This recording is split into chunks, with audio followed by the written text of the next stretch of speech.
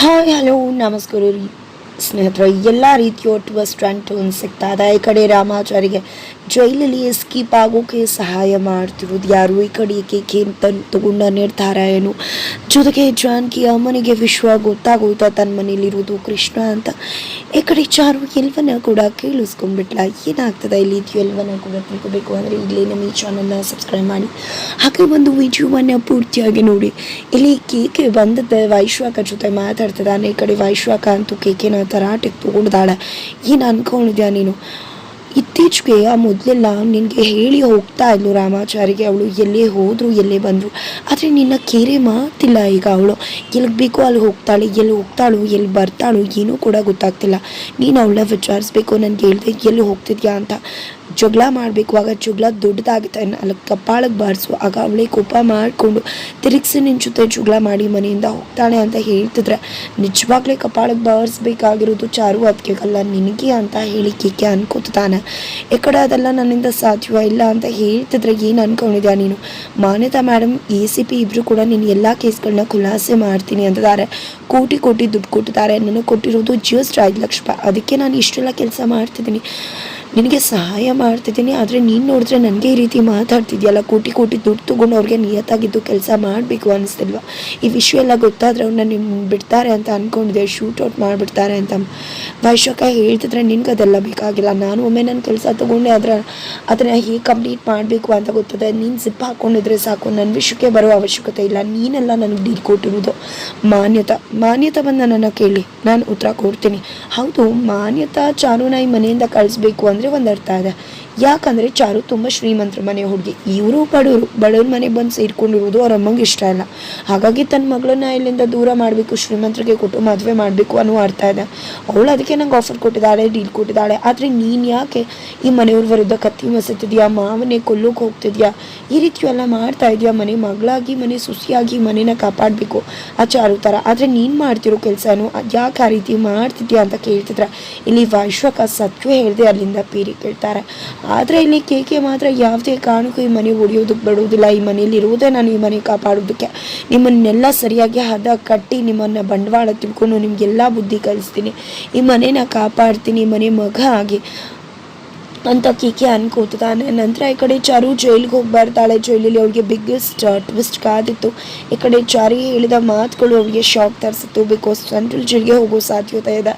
ಕೇಕೆ ಎಲ್ಲವನ್ನ ಕೂಡ ಒಪ್ಕೊಂಡಿದ್ದು. ಈ ಕಡೆ ಜಡ್ಜ್ಮೆಂಟ್ ಬರ್ತಾ ಇರೋದ್ರಿಂದ ಆ ಒಂದು ಜಡ್ಜ್ಮೆಂಟ್ ರಾಮಾಚಾರಿಗೆ ವಿರುದ್ಧವಾಗಿ ಬರುತ್ತೆ. ಈ ಕಡೆ ಕೇಕೆಗೆ ಶಿಕ್ಷೆ ಆಗುತ್ತೆ. ಹಾಗಾಗಿ ಸೆಂಟ್ರಲ್ ಜೈಲ್ಗೆ ಹಾಕೋ ಎಲ್ಲ ಸಾಧ್ಯತೆ ಇದೆ. ಆನಂತರ ಭೇಟಿ ಮಾಡೋದು ಎಲ್ಲ ಕಷ್ಟ ಆಗುತ್ತೆ, ಹೊರಗಡೆ ಬರೋದು ಕೂಡ ಅಂತ. ಹಾಗಾಗಿ ಇಲ್ಲಿ ಚಾರು ಒಂದು ಪ್ಲ್ಯಾನ್ ಮಾಡ್ತಾಳೆ. ನೋಡು ರಾಮಾಚಾರಿ, ಇಲ್ಲಿಂದ ನಿನ್ನ ಹೊರಗಡೆ ಕರ್ಕೊಂಡು ಹೋಗೋದು ಕಿಡ್ನಾಪ್ ಮಾಡೋದು ಕಷ್ಟ ಆಗುತ್ತೆ. ಇಲ್ಲಿಂದ ಎಸ್ಕೇಪ್ ಆಗಬೇಕು ಅಂದರೆ ನೀನು ಹಾಸ್ಪಿಟಲೈಸ್ ಆಗಬೇಕು, ದೊಡ್ಡದಾಗಿ ಗಾಯ ಮಾಡ್ಕೋ. ಆಗ ಹಾಸ್ಪಿಟಲ್ಗೆ ಬರ್ತೀಯ, ಅಲ್ಲಿ ಒಂದು 2-3 ಜನ ಅಷ್ಟು ಇರ್ತಾರೆ, ಅವರಿಂದ ನಿನ್ನ ಹೇಗೋ ಕಿಡ್ನಾಪ್ ಮಾಡಿಸ್ಬೋದು ಅಂತ. ಆದರೆ ಅದೆಲ್ಲ ತಪ್ಪು ಮೇಡಮ್, ಅಡ್ಡದಾರಿ ಅಂತ ಹೇಳ್ತಿದ್ರೆ ನೋಡು ರಾಮಾಚಾರಿ, ತಪ್ಪಾಗಿ ನಿನ್ನ ಇಲ್ಲಿ ತಂದು ಹಾಕಿದ ಮೇಲೆ ನಿನ್ನ ಹೊರಗಡೆ ಕರ್ಕೊಂಡು ಹೋಗಬೇಕು ಅಂದರೆ ಅದೇ ಹಾದಿಯಲ್ಲಿ ಹೋಗಬೇಕಾಗತ್ತೆ. ಇಲ್ಲಾಂದರೆ ನ್ಯಾಯ ಸಿಕ್ಸೋದು ತುಂಬಾ ಕಷ್ಟ ಆಗುತ್ತೆ. ಅದಕ್ಕೋಸ್ಕರ ಹೇಳ್ತಿದ್ದೀನಿ, ನನ್ನ ಮೇಲೆ ಪ್ರಮಾಣ ಮಾಡಬೇಕು, ನೀನು ಗಾಯ ದೊಡ್ಡದಾಗಿ ಮಾಡಿಕೊಂಡು ಹಾಸ್ಪಿಟಲೈಸ್ ಆಗಬೇಕು ಅಂತ ಪ್ರಮಾಣ ತೊಗೊಂಡು ಬರ್ತಾಳೆ. ನಂತರ ಈ ಕಡೆ ಕೇಕೆ ತನ್ನ ಫ್ರೆಂಡ್ ಜೊತೆ ಶಿಶುನ್ ಜೊತೆ ಮಾತಾಡ್ತಿದ್ದಾರೆ. ನಾನು ಅಂದ್ಕೊಂಡೆ ರಾಮಾಚಾರಿ ಅಣ್ಣ ಅಲ್ಲೇ ಇಲ್ಲಿ ಎಲ್ಲ ರೀತಿಯಲ್ಲಿ ಅವನ ದಾರಿನ ಕ್ಲಿಯರ್ ಮಾಡಿ, ಕಲ್ಲು ಮಣ್ಣುಗಳನ್ನ ದೂರ ಮಾಡಿ ಆನಂತರ ರಾಮಾಚಾರಿ ಅಣ್ಣನ ಇಲ್ಲಿ ಕರ್ಕೊಂಡು ಬರಬೇಕು ಅಂತ. ಯಾಕೋ ಇದನ್ನೆಲ್ಲ ನೋಡ್ತಿದ್ರೆ ಖಂಡಿತ ಏನೋ ಹೆಚ್ಚು ಕಡಿಮೆ ಆಗೋದ್ರಲ್ಲಿದೆ. ಆಮೇಲೆ ಅಲ್ಲಿ ರಾಮಾಚಾರಿ ಅಣ್ಣ ಎಷ್ಟು ಕಷ್ಟಪಡ್ತಿದ್ದಾನೋ ಪಾಪ. ನನ್ನನ್ನು ಅಂದ್ಕೊಂಡು ನಾಟಕ ಮಾಡಿ ಸುಳ್ಳು ಹೇಳಿ ಕರ್ಕೊಂಡು ಹೋಗಿ ಹಾಕಿದ್ಮೇಲೆ ಖಂಡಿತ ಹಿಂಸೆ ಕೊಡ್ತಾನೆ ಇರ್ತಾರೆ. ಹಿಂಸೆನೆಲ್ಲ ಹೇಗೆ ಸಹಿಸ್ಕೊಂಡಿದ್ದಾನೋ ನನ್ನಿಂದಾಗಿ ಪಾಪ. ಯಾವುದೇ ಕಾರಣಕ್ಕೂ ಅಣ್ಣ ಕಷ್ಟಪಡಬಾರ್ದು. ನಾನೇನು ಅಂದ್ಕೊಂಡ ಇಲ್ಲೇನೋ ಆಗ್ತದೆ, ಖಂಡಿತ ಎಡ್ವಟ್ಟಾಗುತ್ತೆ ಅನಿಸ್ತದೆ.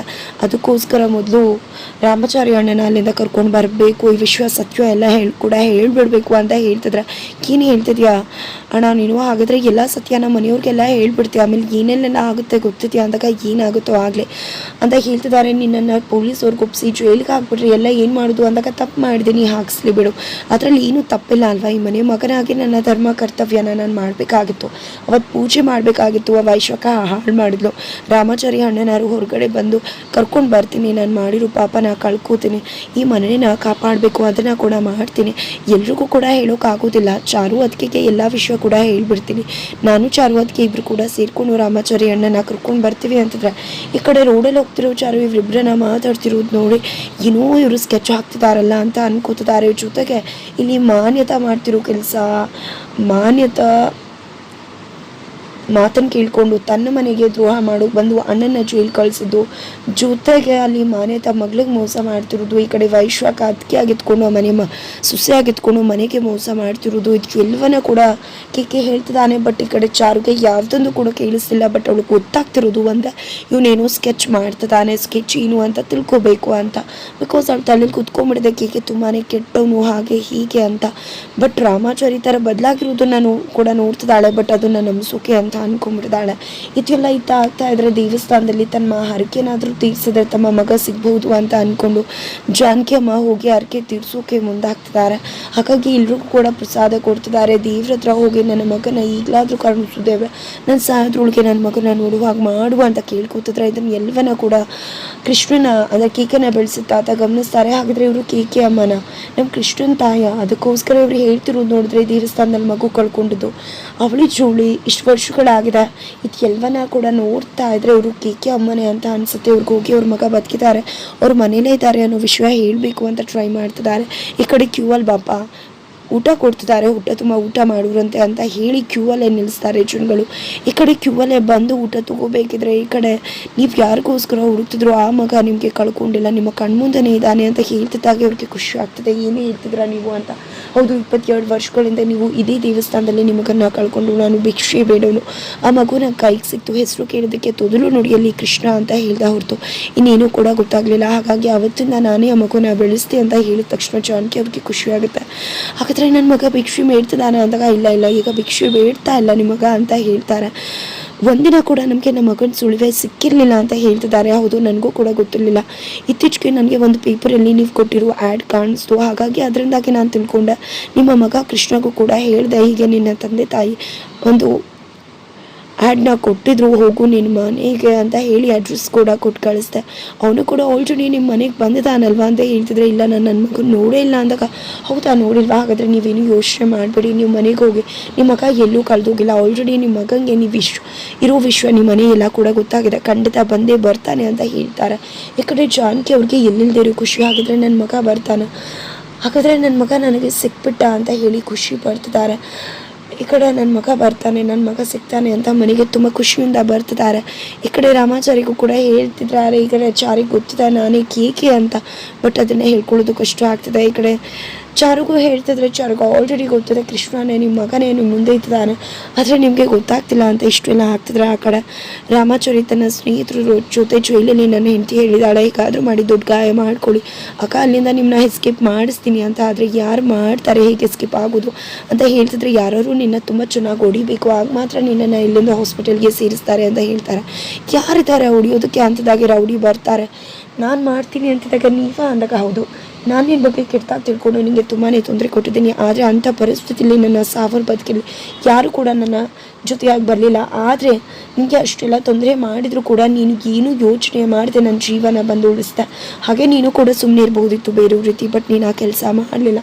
ಅಲ್ಲೇ ಗೊತ್ತಾಗುತ್ತೆ ನೀನು ಎಂಥ ದೊಡ್ಡ ಮನುಷ್ಯ ಅಂತ. ನೀನು ತುಂಬಾ ಒಳ್ಳೆ ವ್ಯಕ್ತಿ, ನೀನು ತಪ್ಪು ಮಾಡದೆ ಇಲ್ಲಿಗೆ ಬಂದಿದ್ಯಾ, ಖಂಡಿತ ನಿನಗೆ ಒಳ್ಳೇದಾಗಬೇಕು, ನೀನು ಇಲ್ಲಿಂದ ಎಸ್ಕೇಪ್ ಆಗೋಕ್ಕೆ ನಾನು ನಿನಗೆ ಸಹಾಯ ಮಾಡ್ತೀನಿ ಅಂತ ಹೇಳ್ತಾರೆ. ಹಾಗಾಗಿ ಈ ಕಡೆ ಥ್ಯಾಂಕ್ಸ್ ಅಂತ ಹೇಳ್ತಾರೆ. ರಾಮಾಚಾರಿ ಕೂಡ ಎಲ್ಲರೂ ಸೇರ್ಕೊಂಡು ನಾಟಕ ಮಾಡ್ತಿದ್ದಾರೆ, ದೊಡ್ಡದಾಗಿ ಫೈಟ್ ಆಗುತ್ತೆ.